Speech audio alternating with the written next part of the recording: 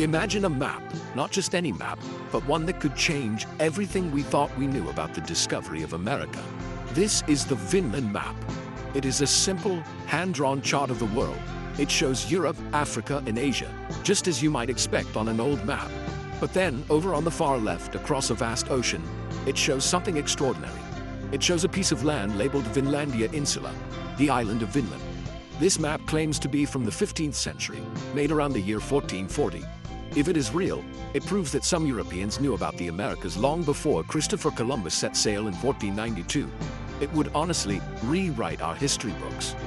The importance of this single piece of parchment is immense. For centuries, the story of America's discovery by Europeans has been centered on Columbus. He was the brave explorer who crossed the Atlantic and opened up a new world. His journey is a cornerstone of Western history, but the Vinland Map tells a different story. It suggests that the Vikings, those incredible Norse seafarers, had not only reached America, but that their discovery was known to others in Europe. It moves the timeline back by almost 500 years. This isn't just a small correction, it's a fundamental shift in our understanding of exploration, knowledge, and the connections between continents in the medieval world. The map itself is visually simple, drawn with ink on a thin piece of animal skin. It's not colorful or decorated like many other maps from that era. Its power lies entirely in the information it presents. Alongside Vinland, it shows Greenland and Iceland, placing them in relation to the European mainland. This isn't just a lucky guess. The shape of Greenland is surprisingly accurate for a time when it was mostly covered in ice and rarely explored by anyone other than the Norse. The map seems to be part of a larger manuscript known as the Speculum Historiale, or Mirror of History. It appears to be a historical record, and its inclusion of Vinland suggests the discovery was considered a known fact by its creator. So, what does this map truly represent? Is it the holy grail of cartography, a priceless artifact that proves the Vikings were the first? Or is it a clever and elaborate fake designed to fool the world? This question has been at the heart of a fierce debate for decades. The Vinland Map forces us to confront uncomfortable questions about our own history. It challenges the established narrative and makes us wonder what other secrets the past might be holding. It is more than just a drawing on a piece of skin. It is a puzzle that has captivated historians, scientists, and the public, holding up a mirror to our own desire to know who we are and where we come from. The story of how the Vinland Map came to light is as mysterious as the map itself. It didn't appear in a royal library or a famous monastery. Instead, it surfaced quietly in the world of private book dealers in the 1950s. A man named Enzo Ferrajoli de Ree, a little-known dealer, tried to sell it to the British Museum in 1957, but they couldn't agree on a price. Shortly after, it was bought by an American dealer, Lawrence C. Whitten II, for a modest sum. Whitten immediately recognized its potential importance. He saw that the map was bound with a genuine 15th century book, the Tartar Relation, another historical text. This connection seemed to give it an authentic origin. The map's big debut came in 1965. Just before Columbus Day, Yale University made a stunning announcement. They had acquired the map thanks to the generosity of philanthropist Paul Mellon, and they declared it to be a genuine 15th century document. The news exploded across the globe. It was front-page news everywhere. The announcement was accompanied by a scholarly book, The Vinland Map and the Tartar Relation, which laid out the case for its authenticity. The world was captivated. Here was physical proof, it seemed, that Columbus was not the first. The timing was perfect, creating a dramatic clash between the old hero Columbus and the new contenders, the Vikings. But from the very beginning, there were doubts. Where had the map been for 500 years? Its history or provenance was a complete blank before it appeared in the 1950s. Ferrajoli, the man who first sold it, was later found to have been involved in stealing old books from libraries in Spain. This cast a dark shadow over the map's origins. Could it have been stolen, or worse? Could it have been created by a modern forger and inserted into an old book to make it look real? The lack of a clear history was a huge red flag for many scholars. History is built on evidence, and a document with no past is difficult to trust completely. The context of the 1960s was also important. It was a time of questioning old truths and established figures. Columbus's legacy was already being re-examined, with many pointing to the brutal consequences of his arrival in the Americas. The idea of Vikings getting there first was appealing. They were seen as rugged adventurers, not colonizers in the same way. The Vinland Map became a symbol of this changing perspective. It wasn't just an academic debate, it was a cultural battle. The map's mysterious appearance and dramatic unveiling set the stage for one of the most enduring controversies in modern history, pitting faith against skepticism and tradition against new evidence. Long before the Vinland Map ever surfaced, stories of a land across the Atlantic were being told around firesides in Iceland and Scandinavia. These were the Norse sagas, epic tales of heroes, voyages, and discoveries written down in the 13th and 14th centuries. Two sagas in particular, the saga of the Greenlanders and the saga of Eric the Red, tell us about the Viking journeys to North America. They speak of a land they called Vinland, the land of wine. These stories are not dry historical records. They are filled with adventure, family feuds, brave women, and encounters with the native people, whom the Norse called Skrælings. They are the literary soul of the Viking Age. According to the sagas, the story begins with a man named Bjarni Herjolfsson. He was sailing from Iceland to Greenland around the year 986, but was blown off course by a storm. He saw a new land to the west, covered in forests, but he didn't go ashore. When he finally reached Greenland, he told his story. About 15 years later, Leif Erikson, the son of Eric the Red, who settled Greenland, became fascinated by Bjarni's tale. Leif bought Bjarni's ship, gathered a crew of 35 men, and set sail to find this new land. He was a true explorer, driven by curiosity and the desire for fame and fortune. Leif and his crew made 3 landfalls. The first was a barren land of flat stones, which he named Helluland, Stone Slab Land. This is thought to be modern-day Baffin Island. The second was a flat forested land, which he called Markland, Forest Land, likely the coast of Labrador. Finally, they sailed further south and found a beautiful place. The climate was mild, the rivers were full of salmon, and most importantly, they found wild grapes growing. Because of these grapes, Leif named the land Vinland. They built a small settlement, Leif's Bootir, Leif's Booths, and spent the winter there before returning to Greenland with timber and grapes. After Leif's journey, other Vikings tried to follow. The sagas tell of his brother Thorvald, who was killed in a fight with the Skrælings. They also tell of Thorfinn Karlsefni, who led a much larger expedition with over 100 people, including women and livestock, in an attempt to create a permanent colony.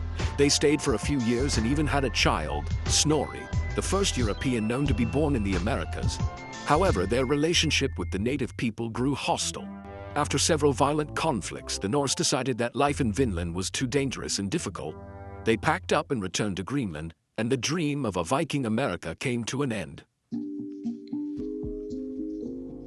When you place the Vinland Map alongside the Norse sagas, you enter a fascinating world of connections and contradictions. On one hand, the map seems to be a stunning visual confirmation of the stories. Here, on a piece of parchment supposedly from the 1440s, is an island named Vinlandia. This name comes directly from the sagas. The map shows it west of Greenland, exactly where the sagas say it should be. For those who believe the map is real, this is a powerful link. It suggests that the saga stories were not just myths, but were considered real history, important enough to be included in a world map created centuries after the voyages took place. The map also includes a Latin text that describes the discovery. This text, known as the Vinland legend, tells of Bjarni and Leif discovering a new land, rich and fertile, which they named Vinland.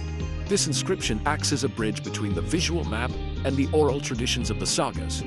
It's almost as if the mapmaker was summarizing the saga stories for a European audience who wouldn't have known them. The presence of both the drawing and the text makes the map a unique document. It doesn't just show a place, it tells the story of its discovery, echoing the narrative that had been preserved in Iceland for hundreds of years. However, there are also puzzling differences. The sagas describe Vinland as part of a mainland coast. Leif Erikson explored different regions, Helluland, Markland, and Vinland, suggesting a long coastline. But the Vinland map shows Vinland as a single, enormous island. Why the difference? Some have argued that medieval mapmakers often drew unknown lands as islands. It was a common cartographic convention. They might not have known the full extent of the land, so drawing it as an island was a safe bet. But for skeptics, this is a major problem. It suggests the mapmaker didn't have real first-hand knowledge of the geography. Furthermore, the shape of Vinlandia Insula on the map doesn't neatly match any part of the North American coastline. It has deep fjords in a strange, almost two-lobed shape. Scholars have tried to match it to Newfoundland, the Gulf of St. Lawrence, or even Hudson Bay. But no match is perfect. This has led to a major question. If the map is based on real Viking explorations, why is the geography so strange? Was it based on a distorted memory, or was it simply invented by a forger who was guessing what Vinland might look like based on a loose reading of the sagas? This is where map and myth collide, leaving us with more questions than answers. From the moment Yale University unveiled the Vinland Map in 1965, the scholarly world split into two camps. It was, a real battlefield of ideas. On one side were the believers, led by respected scholars from the British Museum and Yale who had first studied the map. They pointed to the physical evidence. The parchment was clearly old. The wormholes on the map lined up perfectly with wormholes in the Tada relation, that 15th century manuscript it was bound with. This seemed to prove that the map and the book had been together for a very long time. It was a pretty powerful argument for authenticity. The handwriting on the map, a neat script known as Gothic cursive, also seemed consistent with the 15th century. Experts in paleography, the study of old handwriting, argued that the style was correct for the time and place the map was supposedly made, likely around Basel, Switzerland. The Latin text and the place names also seemed plausible for the period. The believers argued that the combination of the right parchment, the right ink fading, the right wormholes, and the right script was just too much to be a coincidence. To create such a perfect fake would require a level of genius and historical knowledge that seemed almost impossible. On the other side of the battlefield were the skeptics, and they were just as passionate. They pointed to the map's glaring flaws. The biggest problem was the shockingly accurate depiction of Greenland. On the Vinland map, Greenland is shown as an island, with its northern and eastern coasts correctly outlined. But in the 15th century, no one knew this. The Norse had only settled the southwestern coast, and the rest of the island was a massive, unexplored ice cap. How could a map maker in the 1440s have known the true shape of Greenland, something that wasn't accurately mapped until the 20th century? For skeptics, this was the smoking gun that proved it was a modern fake. The skeptics also had a powerful counter-argument for the wormholes. They suggested a clever forger could have taken a blank end page from the original 15th century book, a page that already had the matching wormholes, and drawn the map on that. This would explain why the holes lined up perfectly. It was a simple but brilliant theory. The debate raged on for years, with every detail of the map being scrutinized. Was the Latin clumsy? Was the geography too good to be true? Was the story of its discovery just a little too convenient? The scholars' battlefield was littered with arguments and counter-arguments, and for a long time, there was no clear winner. War. When scholarly debate reached a stalemate, both sides turned to science for answers. They hoped that modern technology could solve the mystery of the Vinland Map once and for all. The first major scientific tests were conducted in the early 1970s. A team led by Walter Macrone, a renowned microanalyst, examined tiny particles of the map's ink under a powerful microscope. His findings were honestly a bombshell. Macrone announced that the ink contained anatos, a specific form of titanium dioxide. This was a huge problem for the map's authenticity. Anatosi, in the form found in the ink, was a pigment that was only commercially produced in the 1920s. Macrone's conclusion was blunt. The Vinland Map was a 20th century forgery. He argued that a forger had used modern ink to draw the map on an old piece of parchment. For many, this was the end of the story. Science had spoken. Yale University even unofficially accepted that the map was likely a fake. The news was disappointing for those who wanted to believe, but the scientific evidence seemed undeniable. The case of the Vinland Map appeared to be closed, with the skeptics claiming a decisive victory. It was a classic example of science cutting through historical debate to reveal a hard physical truth. However, the story didn't end there. Other scientists began to question Macrone's findings. In the 1980s, a team at the University of California, Davis, conducted a different test called proton-induced X-ray emission, or PXE analysis. They found only trace amounts of titanium, far less than you would expect in a modern ink. They suggested that the anatase could have been a natural contaminant, not a primary pigment. The debate was reignited. Was the anatase a key ingredient, as Macrone claimed, or just a tiny, insignificant impurity that happened to be on the parchment? Science, it turned out, was not giving one simple answer. Then in the 21st century, even more advanced techniques were used. In 2002, researchers used Raman spectroscopy to re-examine the ink. Their findings supported Macron. The anastasia was definitely there and seemed to be part of the ink's composition. Yet, another study a few years later suggested the carbon in the ink could be old. Most recently, in 2021, a comprehensive re-examination by Yale University using cutting-edge X-ray fluorescence spectroscopy confirmed the presence of titanium-based compounds throughout all the lines of the map. They concluded that the ink was indeed modern, finally leading Yale to officially declare the map a forgery. Science had a long and winding path, but it eventually delivered a powerful verdict. While scholars and scientists argued over the Vinland Map, another kind of search was happening. This search involved shovels and brushes, not microscopes and old books. Archaeologists were looking for physical proof of Vikings in North America. For a long time, the sagas were just stories with no hard evidence to back them up. Many people thought Vinland was a myth, a land of fantasy. But that all changed in 1960, the very same decade the Vinland Map controversy began. A Norwegian husband and wife team, Helga and Anstein Ingstad, made a discovery that would change history forever. Following clues in the Norse sagas, the Ingstads searched the coastline of Newfoundland. At a place called Lansos Meadows on the northernmost tip of the island, they found something remarkable. They discovered the remains of a small settlement.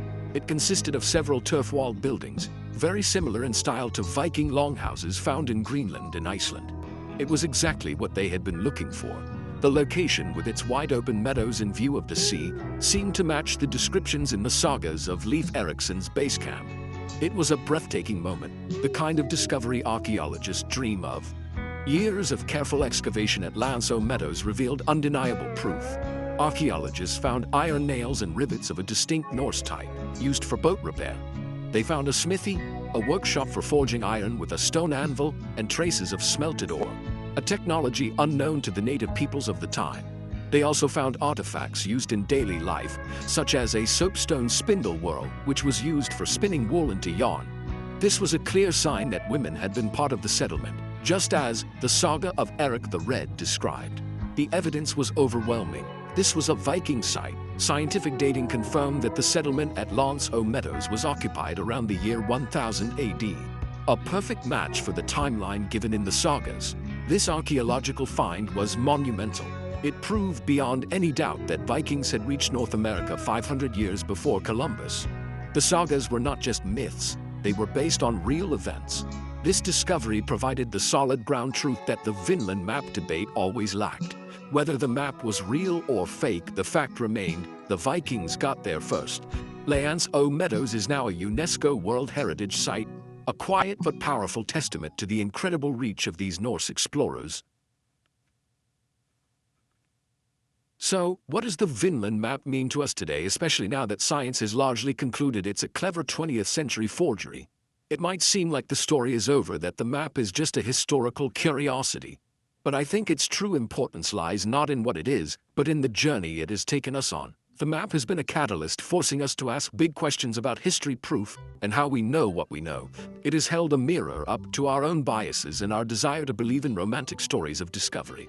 It shows that history is not a static set of facts, but a living, breathing debate. The controversy over the map highlights the tension between different kinds of evidence. For decades, we had the literary evidence of the sagas, the cartographic evidence of the map, and the archaeological evidence from Lanso Meadows. Each told a piece of the story, but they didn't always agree. The map, even as a fake, pushed science and scholarship forward. It led to the development of new analytical techniques and forced historians to be more critical of their sources. The battle over its authenticity taught us how to combine different fields, history, chemistry, archaeology, and literature, to get a fuller picture of the past. The intense public interest in the Vinland Map also reveals something about our culture. Why do we care so much about who was first? The idea of a pre-Columbian discovery by Vikings captured the popular imagination. It offered an alternative to the traditional, often troubled narrative of Columbus. The Vikings seemed like pure adventurers, and their story felt simpler, cleaner. The map became a symbol of this alternative history. Its story is a powerful reminder that history is not just about what happened, but also about the stories we choose to tell ourselves and why they matter to us. Ultimately, the Vinland Map remains an incredibly important artifact, even as a forgery. It is one of the most sophisticated and successful forgeries of all time, a masterpiece of deception that fooled experts for years. Its story is a gripping historical detective novel full of mystery, brilliant science, and passionate debate. It reminds us to always be critical, to question our sources, and to accept that our understanding of the past is always evolving. The Vikings did reach America, a fact proven not by a controversial map, but by the hard work of archaeologists digging in the soil of Newfoundland. The map may be false, but the history it tried to represent is true, and that is a powerful lesson in itself.